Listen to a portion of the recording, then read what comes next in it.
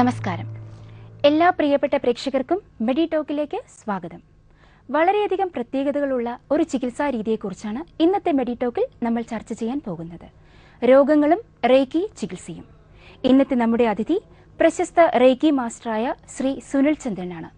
Sir വർക്കലയിലെ reiki Kerala എന്ന സ്ഥാപനത്തിലെ റേക്കി മാസ്റ്ററാണ്. സാറിനെ നമുക്ക് മെഡി ടോക്കിലേക്ക് സ്വാഗതം ചെയ്യാം. നമസ്കാരം സർ, മെഡി ടോക്കിലേക്ക് സ്വാഗതം. സർ, റേക്കി ചികിത്സ എന്ന് പറയുന്നത് എന്താണ്? ആ ചികിത്സ, അതിൻ്റെ ഒരു ശാസ്ത്രീയ വശത്തെക്കുറിച്ച് പറയാമോ?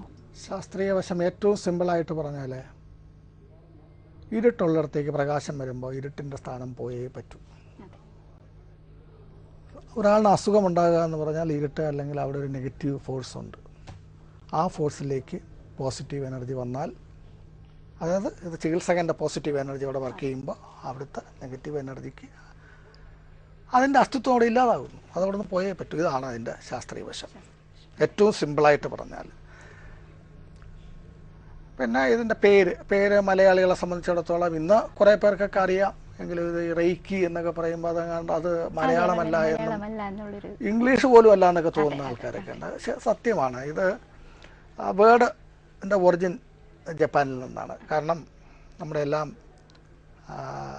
ആചാര്യൻ, ഞങ്ങളതിന് ഫൗണ്ടർ ഗ്രാൻഡ് മാസ്റ്റർ എന്ന് പറയും, അദ്ദേഹം ഡോക്ടർ മിക്കാവോ ഉസുയി, അദ്ദേഹം ജപ്പാൻകാരനായിരുന്നു.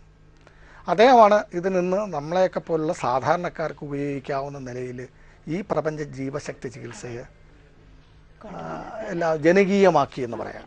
നമുക്ക് എന്തായാലും ഒരു കോൾ ഉണ്ട്, കോളിന് ശേഷം തിരിച്ചു വരാം. ഹലോ ഹലോ, നമസ്കാരം. മെഡി ടോക്കിലേക്ക് സ്വാഗതം. ആരാണ്? ഞാൻ സബീഷ്, പാലക്കാട് നിന്നാണ്. മാസ്റ്ററോട് സംസാരിച്ചോളൂ. നമസ്കാരം സർ. നമസ്കാരം. സർ, ഇത് ഈ റേക്കി ചികിത്സ ഈ തൊലിപ്പുറമെ ഉണ്ടാകുന്ന ഈ വ്രണങ്ങൾക്കില്ല സർ, അത് മാറ്റാൻ കഴിയുമോ സർ? അതറിയാൻ വേണ്ടി വിളിച്ചത്. വ്രണങ്ങൾക്ക് അത് എന്ത് തരം വ്രണമാണ്, അതിന് ഇത് ഏത് ചികിത്സയ്ക്കും റേക്കി ഫലപ്രദമാണ്. അത് എത്ര കണ്ട് ആ എനർജി ഉൾക്കൊള്ളുന്നു, അത് ചികിത്സകന്റെ അടുക്കൽ എത്ര നാൾ പോകുന്നു, അതിനേക്ക് ആശ്രയിച്ചിരിക്കും അതിന്റെ പഴക്കം.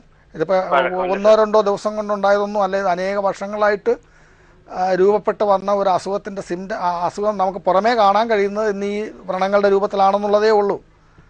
അത്രയും പഴക്കം, അത്രയും കാലം ഇതിന്റെ പിറകിലോട്ട് പോയി അതിന് ചികിത്സിക്കേണ്ട സമയമെടുക്കും. സമയമെടുത്ത് ചെയ്തു കഴിഞ്ഞാൽ തീർച്ചയായിട്ടും ഫലം ഉണ്ടാകുന്നതാണ് ചികിത്സ. ഫലം ഉണ്ടാവില്ല. ഞങ്ങൾ ഹോമിയോപ്പതി ഒക്കെ നോക്കിയതാണ്, എന്റെ ഫ്രണ്ടിന് വേണ്ടിയിട്ടാണേ. അപ്പൊ അവര് നോക്കി, ഹോമിയോപ്പതി നോക്കിയപ്പോ അവര് പറഞ്ഞത് കുറെ മരുന്ന് കഴിക്കണം എന്നാലേ ശരിയാവുള്ളൂ എന്നാ പറഞ്ഞതേ.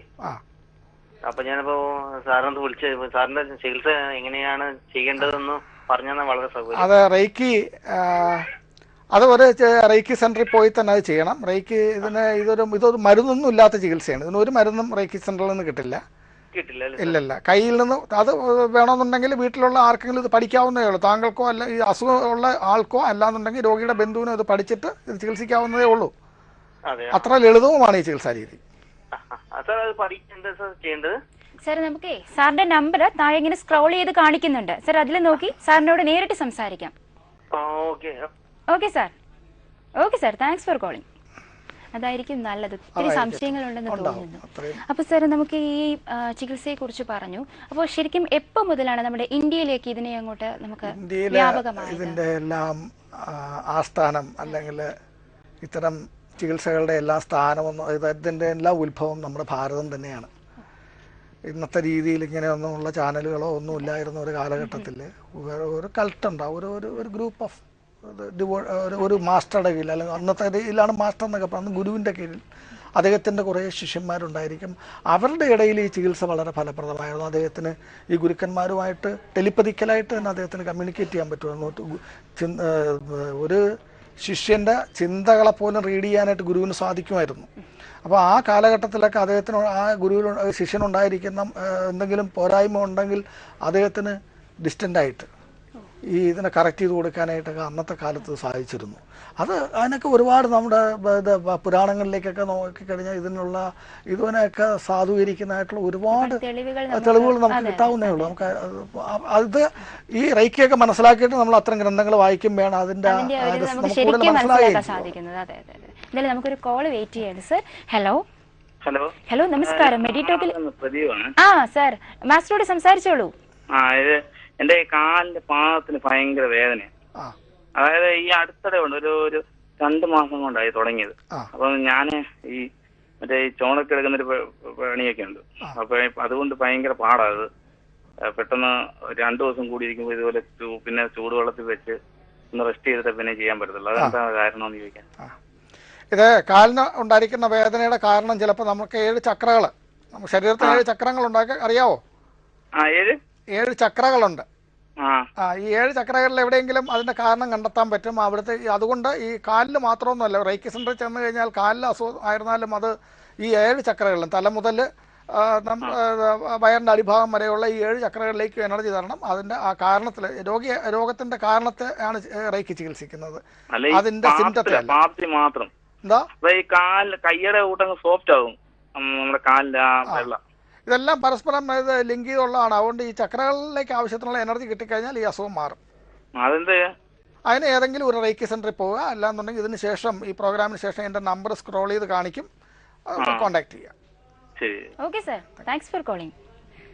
സാർ നേരത്തെ പറഞ്ഞില്ലേ ഈ ഡിസ്റ്റന്റ് ഹീലിംഗിനെ കുറിച്ച്, പലർക്കും ഒരുപാട് സംശയങ്ങളും ധാരണകളും ഒക്കെ ഉണ്ട് ഡിസ്റ്റന്റ് ഹീലിംഗ്, അതിനെ കുറിച്ച്. ഇന്നത്തെ കാലത്ത് ഇത്രയൊക്കെ ഈ ലോകം പുരോഗമിച്ചിരിക്കുന്ന സമയത്ത് ഒരു രോഗി ഒരിടത്ത് കിടക്കുക, ഒരിടത്തിരുന്നുകൊണ്ട് ഈ രോഗത്തിന് ഒരു ചികിത്സകൻ ഈ എനർജി അയച്ചു കൊടുക്കുക എന്നൊക്കെ പറയുമ്പോഴത്തേക്ക് അവരെ സംബന്ധിച്ചിടത്തോളം നമ്മൾ അന്ധവിശ്വാസത്തിന്റെ എവറസ്റ്റിലാണ് നിൽക്കുന്നത്. ഒരു മറ്റുള്ളവരുടെ ബലഹീനതയെ ചൂഷണം ചെയ്ത്, അല്ലെങ്കിൽ മറ്റുള്ളവരുടെ ബുദ്ധിമുട്ടിനെ ചൂഷണം ചെയ്ത് അത് കാശാക്കുന്നു എന്ന് വേണമെങ്കിൽ പറയാം. അങ്ങനെയുള്ള ഒരു രീതിയായിട്ടാണ് പലരും അതിനെ വ്യാഖ്യാനിക്കുന്നത്. അതൊരു വിശ്വാസ ചികിത്സയായിട്ട് തെറ്റിദ്ധരിക്കുന്നവരുണ്ട്. അയാളെങ്ങനെ അയാളുടെ അസുഖം മാറുമെന്നുള്ള വിശ്വാസത്തിൽ ഒരിടത്ത് കിടക്കുന്നത് കൊണ്ട് ഈ അസുഖം മാറിയതാണ്, അല്ല ഇതിങ്ങനെ അയച്ചു എന്നല്ല, അങ്ങനെയൊന്നും അല്ല. ഇത് ശാസ്ത്രീയമായ ബോധ്യമായിട്ട്, ഈ ശാസ്ത്രീയമെന്ന് പറയുന്ന ശാസ്ത്രം കൊടുത്ത അല്ലെങ്കിൽ ഇന്നത്തെ ശാസ്ത്രജ്ഞന് കൊടുത്തിരിക്കുന്ന ആ നിർവചനത്തിന് അപ്പുറത്തേക്ക് അതിനെ പോയി കണ്ടു കഴിഞ്ഞാൽ, ഒരു ആൾക്ക് ബോധ്യമായി കഴിഞ്ഞാൽ അത് അംഗീകരിക്കാൻ പഠിക്കണം. അത് നമ്മുടെ മലയാളികൾക്ക് അത് വളരെ കുറവാണ്. ഇത് ബോധ്യമായി ഇതിലൂടെ തന്നെ രോഗം ഭേദമായി കഴിയുമ്പോൾ ഒരുക്കുണ്ടായ ഏറ്റവും ഫണ്ണി ആയിട്ടുള്ള ഒരു റിയാക്ഷൻ എന്ന് പറയുന്നത്, അപ്പോൾ എനിക്ക് രോഗം ഉണ്ടായിരുന്നില്ലായിരിക്കാം, എനിക്ക് എൻ്റെ ഈ രോഗം തന്നെ ഉണ്ടായിരുന്നു എന്ന് എനിക്ക് തോന്നിയതായിരിക്കും. നടുവേദനക്കാരൻ്റെ റിയാക്ഷൻ ആയിരുന്നു. അപ്പോൾ അതുകൊണ്ട് നമുക്ക് എത്ര അകലെ വേണമെന്നുണ്ടെങ്കിൽ ഇത് ചെയ്യാം. പക്ഷെ ചെയ്യുന്ന സമയത്ത് പല സ്ഥലങ്ങളിൽ ഇരിക്കുന്ന രോഗികൾക്ക് ചിലപ്പോൾ ഹീലർ ഒരേ സമയത്തായിരിക്കും എനർജി അയക്കുന്നത്. അത് എല്ലാവരും ഒരേ കണക്കായിരിക്കില്ല എനർജി സ്വീകരിക്കുന്നത്. പക്ഷേ ഹീലർ അഥവാ ഇതിൻ്റെ പ്രാക്ടീഷണർ അത് അയക്കുന്നത് ഒരേ ഇതിൽ തന്നെയാണ്, ഒരേ എനർജി തന്നെയാണ് ഈ അയച്ചു കൊടുക്കുന്നത്. ഒരേ അതിൻ്റെ ആ ബീം ചെയ്യുന്നതൊക്കെ ഒരേ രീതിയിൽ തന്നെയാണ്. പക്ഷേ ഇത് പലരും പല രീതിയിലായിരിക്കും അത് റിസീവ് ചെയ്യുന്നത്. അത് അവരുടെ പല ഘടകങ്ങൾ, അവരുടെ കുടുംബാന്തരീക്ഷം, അവരുടെ മാനസിക നില, അവരുടെ ചുറ്റുപാടുകൾ, അവരുടെ വിദ്യ, അങ്ങനെ പലതും ഉണ്ട്. അവരുടെ ബോധം, അവരുടെ റെസിപ്റ്റിവിറ്റിയാണ് അവിടെ വിജയിക്കുന്നത്. നമുക്കൊരു കോൾ ഉണ്ട്. ഹലോ ഹലോ, എനിക്ക് ഡോക്ടറോട് സംസാരിക്കണം. ഓ സംസാരിക്കാലോ, മെഡിറ്റോക്കിലേക്ക് സ്വാഗതം. പേര് പറഞ്ഞോളൂ.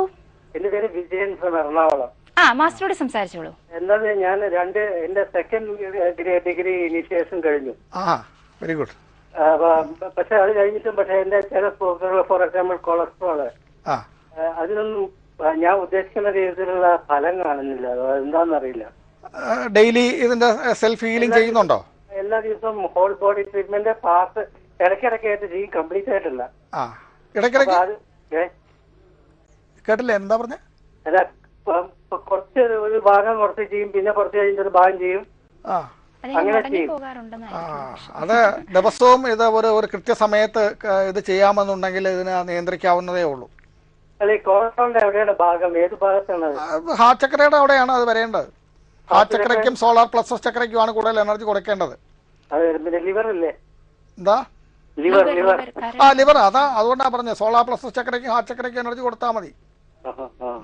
അത് മാത്രമല്ല, എല്ലാ ചക്രകൾക്കും കൊടുക്കണം. നമുക്ക് ഈ കൊളസ്ട്രോൾ എന്ന് പറയുന്നത് അതിന് കാരണം ഉണ്ടായിരിക്കും. ആ കാരണം കിടക്കുന്നത് മറ്റേതെങ്കിലും ചക്രകളിലായിരിക്കാം.